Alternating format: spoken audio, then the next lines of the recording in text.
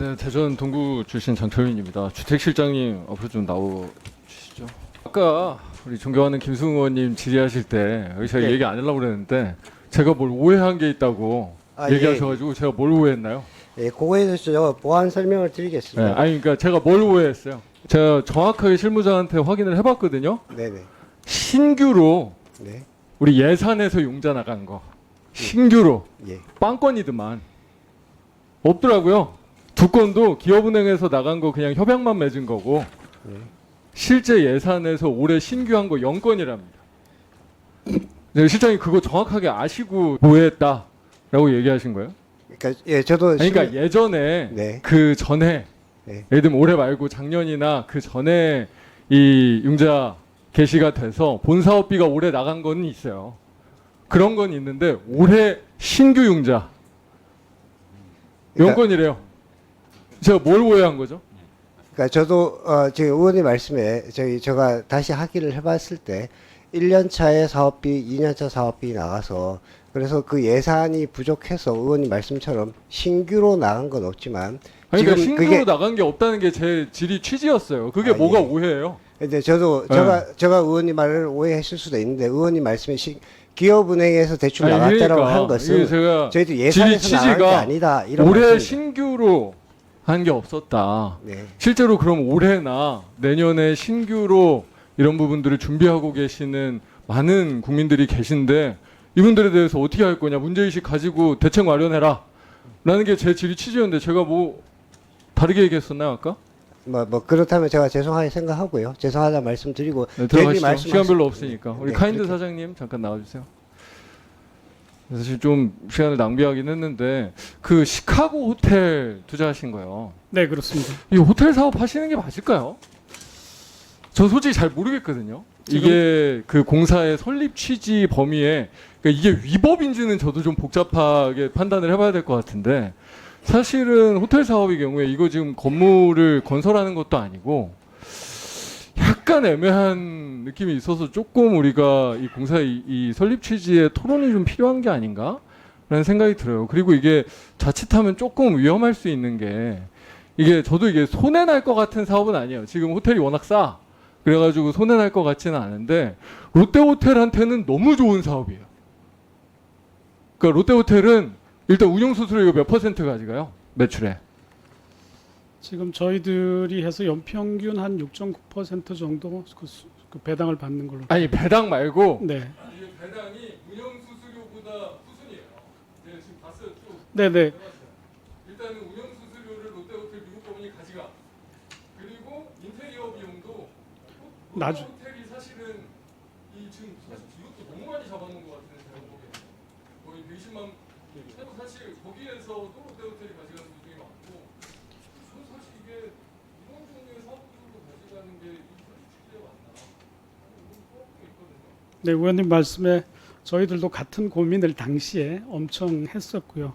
실제적으로 이제 한편으로 그렇긴 하지만 카인드가 이제 신규 사업 말고 이런 브라운필드 같은 데도 투자해서 카인드의 어떤 그 재무 구조를 좀 조기에 회수해서 재무 구조를 튼튼히 하는 목적도 하나 있었고 미국 시장 진출이 어려운데 이걸 통해 가지고 다음번에 어떤 미국의 그 캘리포니아 쪽의 임대주택이라든지 재개발 사업이라든지 또 미국 오하이오주에 지금 저희들이 좀 투자가 이제 끝나가고 있는 트럼블 가스복합 화력 발전소라든지 그런 걸 만들어가는 어떤 그 맥락에서 좀 이해를 해주시고 이런 사업이 계속 있지는 않고 그렇게 네, 네. 그래서 네. 저희들도 지금 의원님 말씀하신 고민을 초기에 엄청 했었다는 말씀 드리고 싶고 네. 네, 그렇게 하겠습니다. 네. 네, 대전 동구 출신 장철민입니다. 그 주택실장님 잠깐만 나와 계시고요. 우리 허그 부사장님, 네, 마스크 안 쓰셔도 되고 가로주택 정비 사업 융자 지원 하잖아요. 그래서 가로주택 정비 사업 올해 융자 지원 신규로 몇 군데 하셨어요? 지금 올해 예산 숫자만 갖고 그 신규는 제가 확인해봐야 될 것 같습니다. 올해 신규 뒤에 네. 실무자 빨리 좀 확인해 주세요. 안 나와 있는 두 건이네요, 두 건. 예. 신규 두 건 예, 하셨어요? 그렇습니다. 예. 왜 두 건밖에 못 하셨어요? 이게 예산이 워낙 적게 네. 배정되다 보니까 그렇게 됐습니다. 주택시장이에요. 예산이 없어서 두 건 했다. 이게 납득이 되십니까? 저희들이 예산의 증액에 대해서는 지금 기재부 협의를 했고요. 아니 그러니까 원래부터 그럼 예산 편성이 완전히 잘못돼 있었던 거 아니에요? 아, 그러니까 이게 막 큰 도시 정비 사업도 아니고 사실 소규모 주택 정비 사업 특히나 이 가로주택 정비 사업의 경우에 그것도 주민들이 뭔가 이제 자기들의 원래 주거 여건 같은 것들이 너무 어려워서 그런데 무슨 큰 사업자나 LH나 뭐 시나 다 관심 없으니까 본인 주민들이 이렇게 모이셔서 하는 사업들이 많잖아요. 네, 소규모 주택 정비 특히나 가로주택 정비의 경우에. 그렇습니다. 근데 예산이 부족해서 융자 지원을 두 군데 했다. 이게 말이 됩니까? 제가 더 확인해 봐야 되겠습니다. 의원님, 이게 예산 부족 때문에 두 건은 아닌 것 같고요. 제가 수치를 아니에요, 다시 맞아요. 말씀드리겠습니다. 저는 솔직히 처음에 보고 받을 때 빵건이라고 들었어요. 1월부터 개점 휴업했다. 두 건도 솔직히 개점 휴업 상태는 맞는 것 같아요. 그러니까 예산이 실집행이 적게 된 건 아닌데 네, 예전에 이제 그 전에 인가받은 데들 본사업비 융자 지원하느라고 올해 예산은 그걸로 다 쓰고 신규는 거의 못했어요. 네, 팩트예요. 네. 예. 이 문제의식을 못 느끼세요? 아니요, 저희들 충분히 문제를 인식하고요. 이게 제 당초 지역에도 저희들 사실 예상보다 이런 분들이 훨씬 있어요. 많은 수요가 있어가지고 네. 긴급히 저희들이 아니, 기금에 긴급히 증액을 그럼 했습니다. 올해라도 기금운용계획 변경 같은 거 해서라도 신규 사업 지원을 했어야 맞는 거 아니에요? 그거는 20% 이내에서 기금운용계획 변경은 국회 허가도 없이도 할 수 있잖아요. 예, 그렇게 돼서 이건 저희- 의지의 문제 아니에요? 정말로? 이게 그냥 변명할 얘기인가요? 아니, 그러니까 이게 큰 사업도 아니라서 사실은 관심들 덜 두시는 건 알아요. 이게 무슨 신도시 만드는 것도 아니고 막 대규모 몇천 세대 하는 것도 아니야. 그리고 이 소규모 주택 정비 사업 중에 가로주택 규모가 더 작아요. 실제로 막 한 100세대 이렇게 하잖아요. 그렇습니다. 이게 말이 되나? 그리고 솔직히 저는 그런 문제의식도 있는데 내년도에 그래서 일부 증액을 하긴 했어요. 일부 증액을 했는데 어떻게 되는지도 모르겠는데 내년에 4,496억. 그러니까 지금 증액을 좀 했는데 이제 그 실제 현장의 목소리를 좀 전해드리면 이게 LH가 개입돼서 공공에서 하는 사업도 있고 그러니까 LH뿐만 아니라 다른 이제 뭐 도시공사 등등 해서 공공에서 하는 것도 있고 그냥 100% 민간 특히 그 중에서도 완전히 그냥 주민들이 조합 만들어가고 하시는 부분들이 있어요. 그러니까 이렇게 완전 민간의 경우에 약간 공포감을 가지고 있어요. 우리가 이 융자 지원을 받지 못했을 때 큰일 난다. 네, 그럴 수 있잖아요. 네, 왜냐하면 이게 막 사업자들이나 무슨 부동산 PF나 이렇게 다 껴있는 게 아니라서 이 융자 지원을 못 받으면 정말로 큰일 나는 거예요. 지금까지 이 사업은 속도대로 이렇게 가고 있고 분명히 비용 지출도 있었고 이런저런 것들도 있었는데 그런데 이래서 이분들의 공포가 뭐냐면 올해처럼 지원을 못 받게 되는 경우에 아니면 특히나 이제 LH 부분에 먼저 지원될 경우에 자기네들 진짜 어떻게 하나 이러다가 정말로 그냥 우리 국토부의 가이드라인 잘 믿고 법 잘 믿고 우리끼리 열심히 가로주택 정비 사업 되기 위해서 열심히 하고 있었는데 이러다가 정말 안 그래도 어려운 상황 손해만 훨씬 많이 보는 거 아닌가. 이 공포감이 너무나 커요. 이분들에 대해서 불확실성 확실히 없애줘야 돼요. 근데 제가 보기에는 그 공포감의 이유도 있어요. 공공에 대해서 훨씬 우호적인 지원 조건들을 또 가지고 있어요. LH는 내년도에 1.5%를 지원하는데 민간은 2.2%를 지원해요. 사실 저는 이것도 맞는지도 잘 모르겠어요. 왜냐하면 LH 경우에 그냥 일반적인 사업 방식으로 해도 공사채 발행해서 굉장히 좋은 신인도 그러니까 국가가 따로 우리가 예산 편성해서 지원하지 않아도 훨씬 좋은 방식으로 사업자금 조달도 가능해요. 근데 이 열악한 가로주택 정비 정말로 이 민간의 주민들이 하는 경우에는 그런 게 아예 불가능하기 때문에 사실 이 융자를 못 낼 수밖에 없어요. 네. 사실 이 사업도 전반적으로 좀 다시 봐야 되는 거 아니에요? 제도 취지에 대해서 저희도 충분히 공감을 하고요. 활성화할 계획이 있습니다. 지금도 활성화되고 있고요. 거기에 대해서 네, 저 따로 말씀드리겠습니다. 보고 드리겠습니다. 대전 동구 출신 장철민입니다. 그 기조시장이 앞으로 좀 나와 계시고요.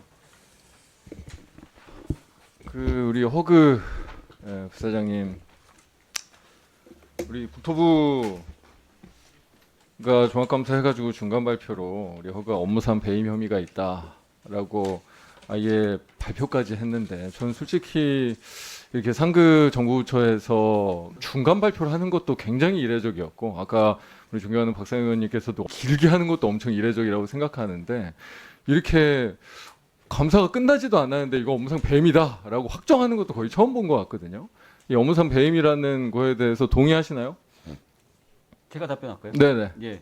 지금 감사가 진행 중인 사안이라서요. 감사가 진행 중인데 예. 일단 업무상 배임이라고 확정적으로 얘기를 했잖아요.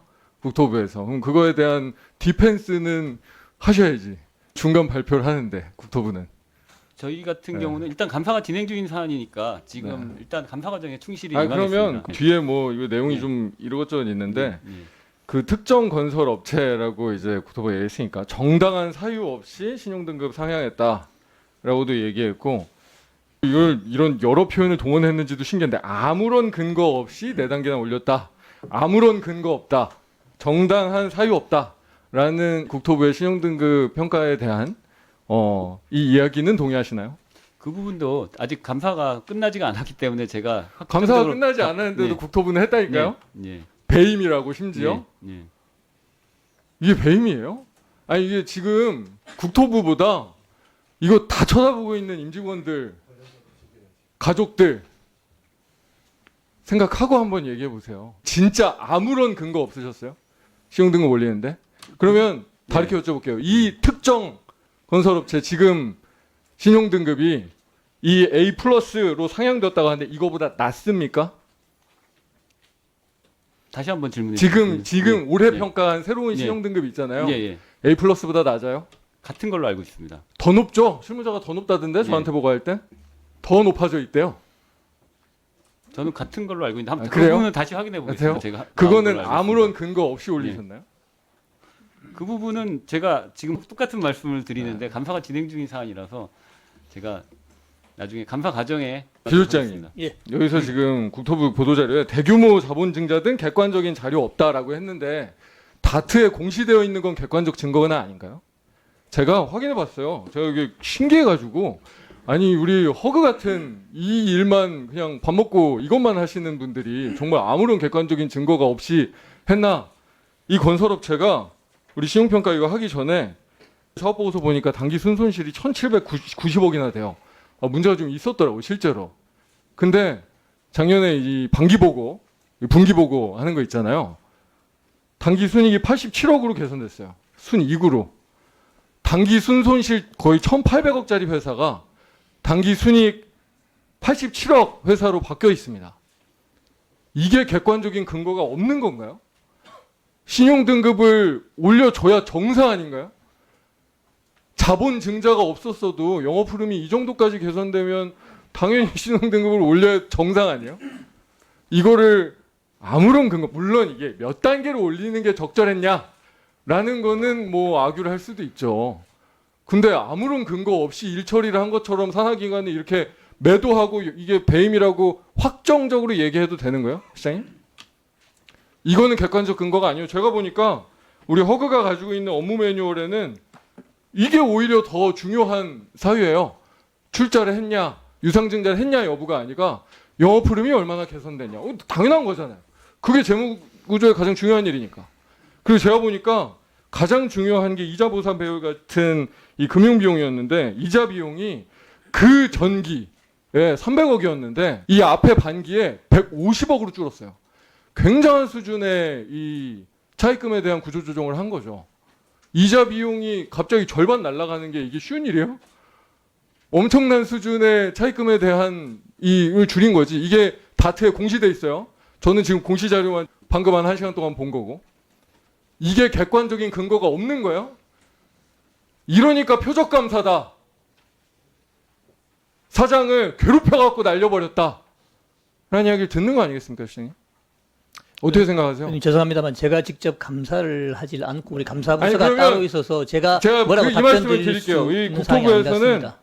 출자가 없었기 때문에 객관적인 근거가 없었다라고 하지만 그러면 이자 비용이 줄어든 거, 차입금 구조조정을 통해서 그리고 영업 흐름이 좋아진 거, 단기 순손실 1,800억이 단기 순이익 87억이 된 거, 이거는 객관적 근거가 맞는지 아닌지 그것만 한번 그냥 상식적인 사람으로서 한번 평가해 보세요.